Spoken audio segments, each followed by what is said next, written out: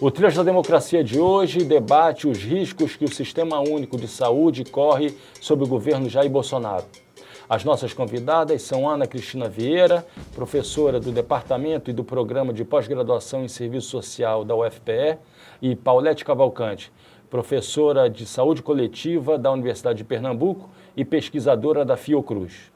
Paulete, quais são as inovações trazidas com a criação do Sistema Único de Saúde no pós-1988?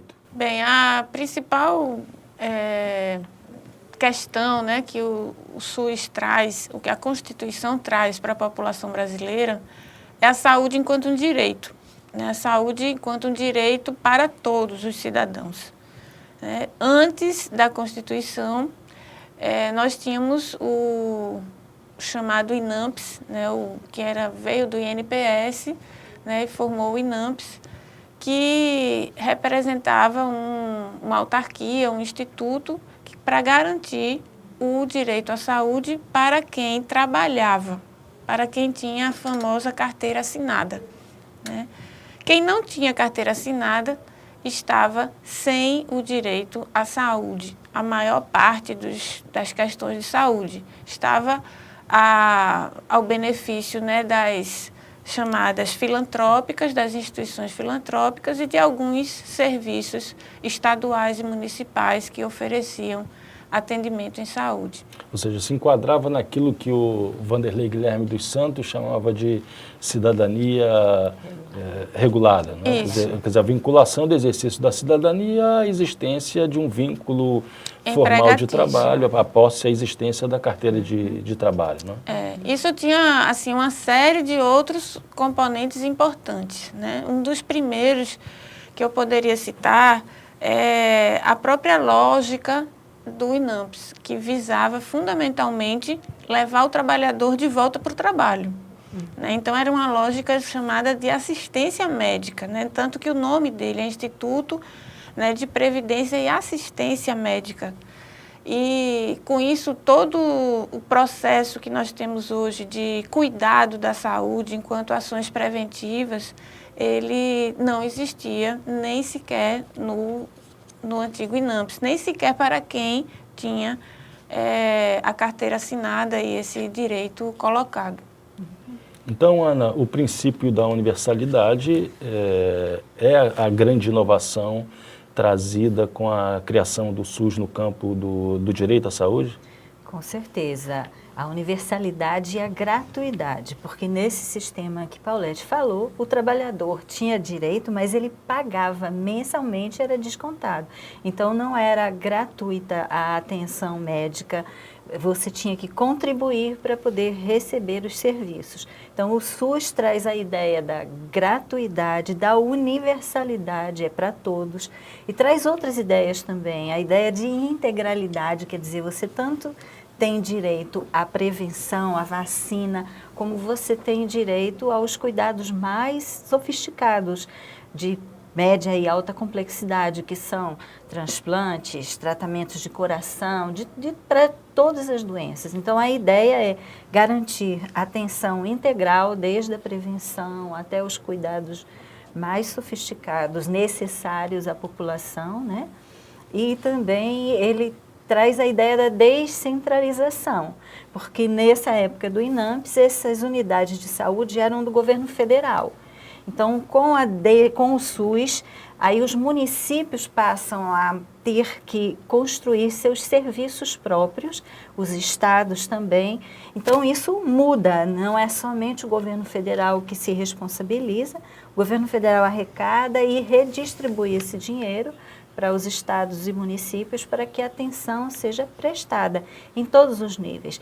E o SUS não é só atenção em saúde, o SUS é vigilância sanitária, vigilância epidemiológica, é o cuidado com o sangue, é o cuidado com a alimentação, né? Todo mundo, mesmo que não use uma unidade de saúde do SUS, usa o SUS, porque ele faz um trabalho de atenção em vários níveis de saúde. Paulete, passado já 31 anos da promulgação da Constituição de 88, e da abertura de espaço para a criação do Sistema Único de Saúde, eu acho que vai ficando numa memória muito longínqua os processos sociais, as movimentações sociais que deram origem a toda essa mobilização que resultou na conquista que está inscrita na Constituição de 88. Eu queria que você resgatasse de maneira breve, né, essa movimentação para as jovens gerações que não têm ideia, né? Quer dizer, imaginam que o SUS é alguma coisa que foi dada a partir de cima, né? Isso é muito importante, né, resgatar essa memória, e são muitos exemplos. Aqui, né, na região metropolitana do Recife, se a gente puder focar, né, temos várias unidades de saúde que nasceram da mobilização daquela população para conseguir o seu próprio direito à saúde. E elas nasceram com profissionais de saúde, como eu e como outros, né, que prestavam serviços gratuitamente, voluntariamente, sem salário. Assim como também os agentes comunitários de saúde, que também no início não tinham salário. Então, todo esse grande grupo, né, de pessoas que iam desde moradores dessas comunidades, profissionais de saúde, sanitaristas, profissionais de diversas outras categorias, se uniram numa perspectiva de modificar realmente, né, o sistema. E esse movimento, né, que tem vários nomes, né, movimento pela reforma sanitária, depois a gente criou uma plenária nacional de saúde que reunia todas as entidades nacionalmente para redigir, propriamente dita, o texto da Constituição e da lei orgânica. E essa população mobilizada que estava por trás também estava dando força no sentido de garantir esse direito. Chega na 8ª conferência, que é o nosso grande marco, né, com 5.000 pessoas, né? A gente teve só do MOPS, que é um movimento muito importante para Pernambuco, que é o Movimento Popular de Saúde, foram 3.000 pessoas, né, de todo o Brasil se reunindo na 8ª conferência para defender que aquela forma de ver a saúde, que era uma forma de entender que a saúde estava ligada à água, ao transporte, ao emprego, à moradia, né, às diversas questões, que não apenas o consultório, né, do profissional e ao remédio. Então, na verdade, na base da criação do SUS se encontra um amplo movimento de participação, não apenas dos vários profissionais envolvidos, como da sociedade civil. Com certeza. E, assim, de uma amplitude que eu acho que a gente nunca mais viu. Porque a gente mesmo, nas entidades médicas, né, que passaram a ter uma outra visão sobre o SUS e sobre a sua lei orgânica, né, a gente não conseguiu mais ter essa unidade, né? Então, acho que isso é muito importante de resgatar, e a gente vem hoje também buscando trazer de volta esses movimentos na perspectiva de garantir que nenhum dos direitos sejam preteridos, né, nesse governo atual. Ana, quando é que, depois da criação do SUS, se dá a expansão desse subsistema privado de saúde, dos planos de saúde, dos seguros de saúde? Existe um momento particular de inflexão que acabou gerando essa expansão do setor privado da saúde? Veja só, o movimento que ela colocou se deu no processo de redemocratização do país. Então, havia espaço naquele momento para uma luta e para uma reivindicação de direitos. Logo após a Constituição de 88 e no primeiro governo eleito, a gente já teve governo, não só o primeiro, mas os que se seguiram, todos com uma orientação neoliberal, que se contrapõe à ideia do SUS. Enquanto o SUS quer universalidade, quer gratuidade, quer direitos para todos, né? A lógica neoliberal quer o quê? Restrição das ações do Estado, que é redução das políticas sociais, focalização. Então, é o oposto do que o SUS pretendia. E para garantir o SUS, havia necessidade de recursos financeiros. Então, a luta por recursos foi uma luta que se deu desde o início. né? Por exemplo, em 1990 foi promulgada a Lei 8080, que é a Lei Orgânica da Saúde, e o presidente, na época, Fernando Collor, vetou o artigo referente a financiamento e vetou o artigo referente a controle social, que era o que se dizia sobre os conselhos de saúde no nível federal, estadual, municipal. Então, veja, em 90 foi vetado, depois, por muita mobilização, no mesmo ano, isso foi em setembro, e em dezembro foi promulgada a segunda lei orgânica, que é a 8142, que aí fala de financiamento e fala de controle social dos conselhos. Mas, veja, para a gente ter uma regulamentação desse financiamento, só foi em 2000, levou muito tempo para a gente conseguir uma regulamentação. E essa lei, foi a Emenda Constitucional 29, ela só também teve uma regulamentação em 2011. Então, veja, as coisas como demoram quando lidam com financiamento. Então, não ficava bem claro que percentual, o que deveria ser gasto por cada estado, município, pelo governo federal em saúde. E aí, veja, nessa questão do neoliberalismo, os governos que se seguiram foram implantando medidas que favoreciam os interesses privados. Então, se antes do SUS, com o INAMPS, com a forma anterior, os institutos de aposentadoria e pensão, já havia uma cessão de recursos desses institutos para o setor privado, para a prestação de serviços. Com o SUS, a ideia era que o serviço privado fosse complementar e o serviço público fosse o central, o Estado garantisse os serviços. Mas esses interesses privados que foram, digamos assim, prejudicados pela aprovação do SUS, eles foram se fortalecendo com a lógica neoliberal. Então, várias propostas foram aprovadas, por exemplo, o governo Fernando Henrique foi riquíssimo em propostas desse tipo. A lei de responsabilidade fiscal, limitando a contratação de pessoal, a lei das OS e das OCIPs, que garante que serviços públicos possam ser administrados, geridos por setores privados, como de lá para cá isso vem sendo assim muito forte, né? Aqui em Pernambuco é muito forte o gerenciamento de serviços públicos pelo setor privado.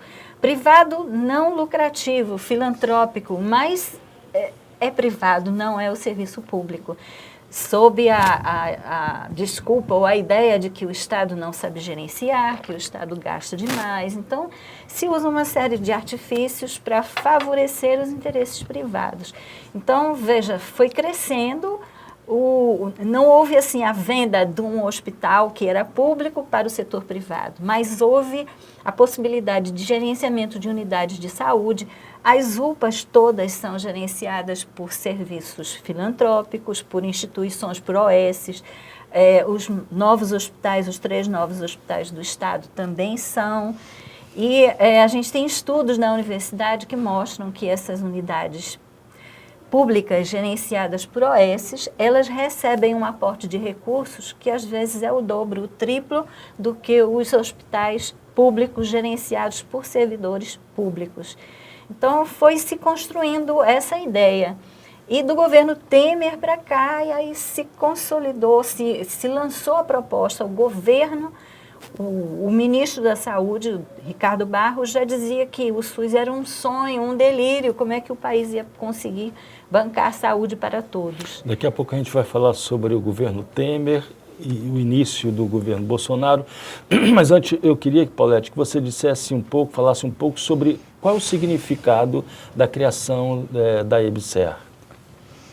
Bem, a EBSER, ela vem um pouco nessa lógica, né, de que o serviço público não consegue se gerenciar sozinho e que eu preciso de ter uma empresa que possa fazer isto em nome do Estado, né? Ela nasce como uma empresa pública, né, mas assim, ela tem toda a sua contratação de pessoal pelas regras do setor de CLT, né?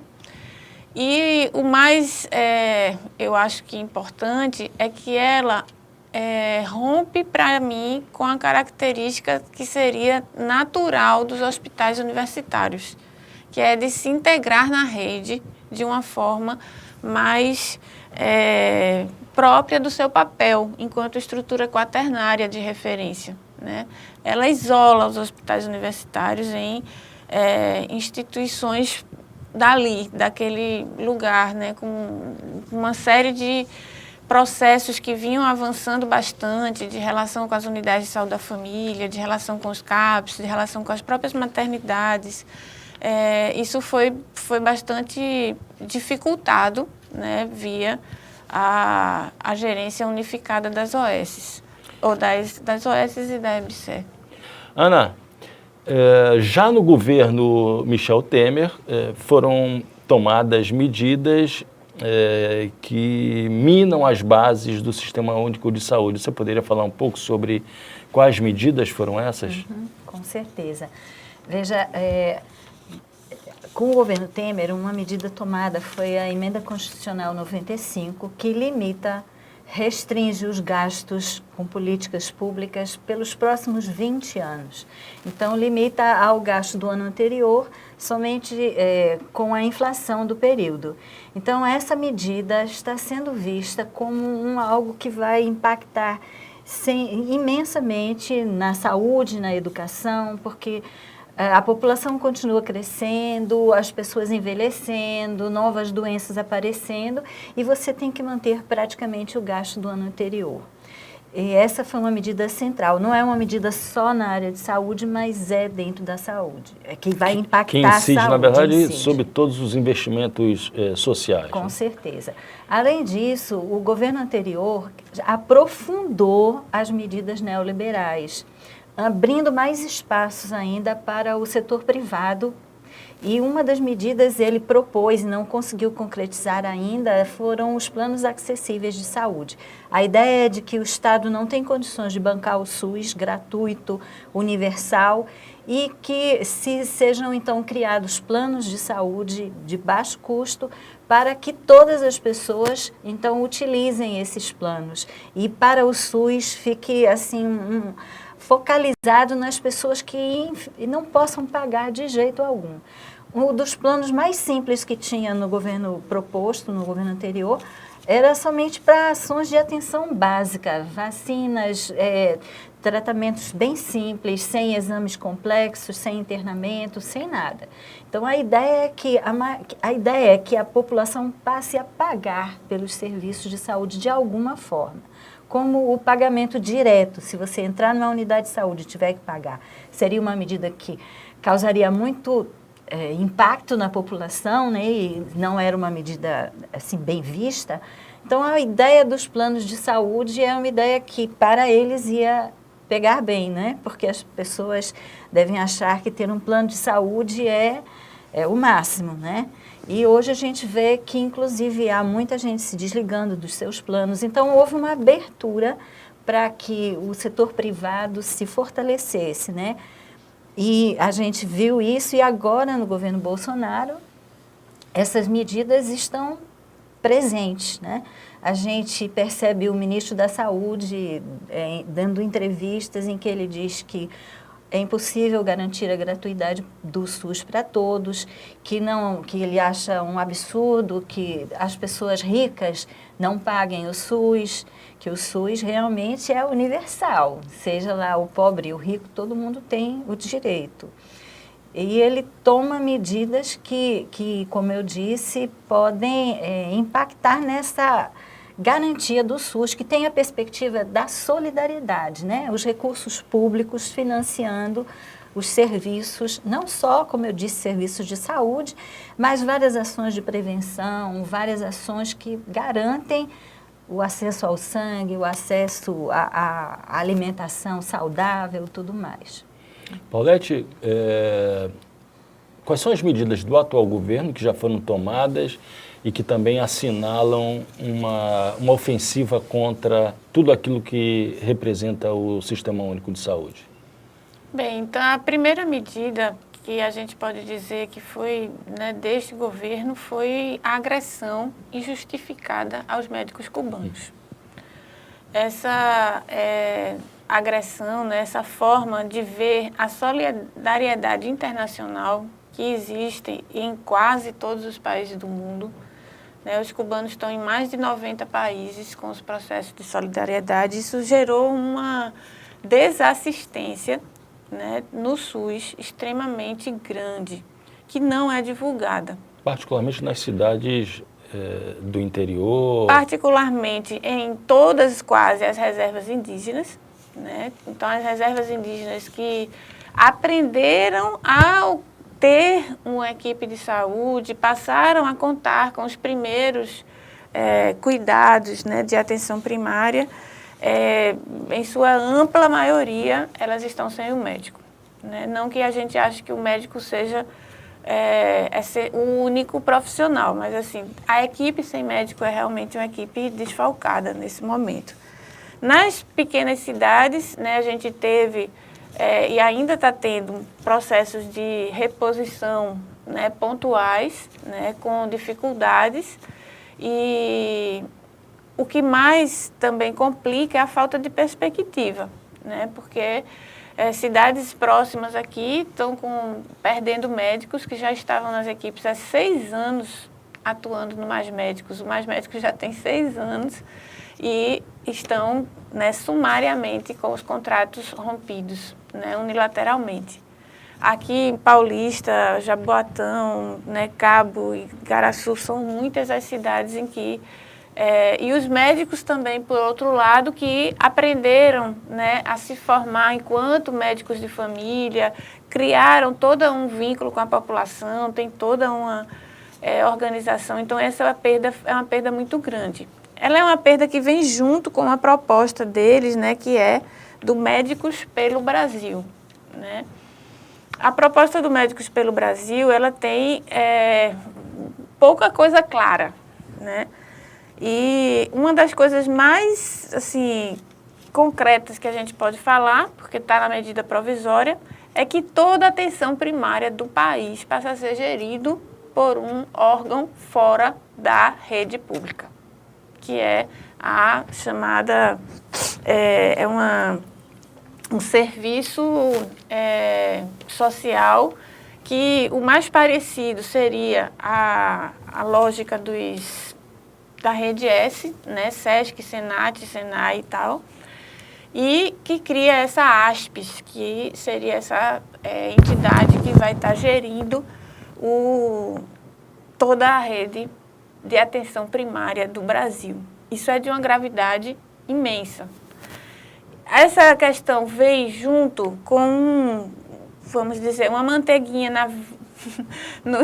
na venta dos médicos, né, que está sendo chamada de carreira, né, mas que não tem nada de carreira. Primeiro, porque o vínculo é elitista, né, segundo, porque ele não traduz nas regras dessa entidade critérios de progressão claros, né, dentro dessa carreira. Então, são questões muito sérias. E uma última questão que não está formalmente descrita ainda, mas que tem sido caminhado junto com essa emenda, essa medida provisória, que é uma tabela específica de serviços da atenção primária. E a gente considera que essa tabela provavelmente vem também subsidiar os planos populares ou os planos acessíveis, porque ela reduz em muito o que a atenção primária pode e deve fazer, né, e passa a estar lá nomeando situações em que cabe à equipe de atenção primária ou não cabe a essa equipe. Isso, assim, são coisas ainda muito pouco definidas, né, porque não postas em prática completamente, né, mas que trazem, sem dúvida, um risco, né, à organização do Sistema Único de Saúde bastante importante, pelo qual a gente precisa discutir, né, provocar outras discussões, né, estudar e ver, né, realmente o que é possível se fazer. E Ana, Você imagina algum tipo de movimentação, de mobilização da sociedade civil que faça rememorar toda aquela movimentação que se encontrou na base da criação do SUS, com uma resposta a essa ofensiva contra a saúde pública no momento em que a gente vive? Veja, no momento do processo de redemocratização, antes do SUS para a aprovação da nova Constituição, era um processo ímpar de mobilização. A gente não tem hoje esse movimento, a gente não tem essa força de mobilização. Mas a gente tem significativas respostas dos segmentos que estão se sentindo atingidos atualmente. Por exemplo, em relação à reforma psiquiátrica, os avanços que o governo fez, os retrocessos que o governo fez em relação ao que já estava previsto, por exemplo, ampliando os leitos em hospitais psiquiátricos, admitindo a possibilidade de uso de eletrochoque e outras medidas mais, essas medidas vêm sendo criticadas e o movimento de luta antimanicomial vem se colocando. Em relação às mulheres, o governo vem retrocedendo em relação aos governos anteriores quanto aos direitos sexuais e reprodutivos. Então, o movimento de mulheres está se articulando realmente e vem tentando responder. Em relação a HIV/AIDS, o governo mudou o nome do departamento que cuidava de HIV e tirou o nome AIDS e botou doenças sexualmente transmissíveis e malária, tuberculose, juntou outras doenças nesse departamento. Congelou o site desse departamento. E, quer dizer, daqui em diante, qualquer notícia vai ser colocada num portal único do governo federal. E as pessoas do movimento de HIV/AIDS vêm se colocando, se contrapondo tudo isso. Então, acho que é preciso uma unidade entre esses vários... E chama a atenção, no caso do HIV/AIDS, porque é uma política que remonta aos anos dos governos do PSDB. Né? Isso, ou seja, atravessou os 8 anos do governo Fernando Henrique, os 8 anos do governo Lula, mais os 6 anos do governo Dilma. Mas agora, quer dizer, o governo atual, antes do presidente ser eleito, ele já dizia por que ia usar recursos públicos para cuidar de uma doença que, para ele, era resultante de comportamentos inadequados, que não estão dentro da moral cristã que ele advoga, né? Então, há fundamentos conservadores e fundamentos neoliberais. É mais um exemplo de uma forma de pensar pré-iluminista, né? Com certeza, né? A gente já está falando aí de um movimento Veja, reacionário. essa posição dele também, de certa forma, ela repercute na sociedade, em alguns segmentos da sociedade. A gente vê um retrocesso na questão das pessoas LGBT, um retrocesso em a discussão de gênero que praticamente se quer retirar dos currículos das escolas, né? Então, há várias ações que a gente precisa enfrentar sob pena da gente voltar ao passado, né? E o Brasil mesmo, na questão de HIV, é um país, digamos assim, modelo, referência, e corre-se o risco disso ter um retrocesso. Paulette, o retorno de várias doenças que ou se encontravam erradicadas ou sob controle já são um sinal de alerta de uma inflexão negativa na forma de administrar o Sistema Único de Saúde? Eu entendo que sim, e diria que essas questões, né, que Ana colocou, elas já são um impacto importante dentro de todo o processo, né, de cuidado da saúde. Já estima-se que a mortalidade infantil, né, deve aumentar, já estima-se que a mortalidade materna não deve reduzir, se é que não vai aumentar.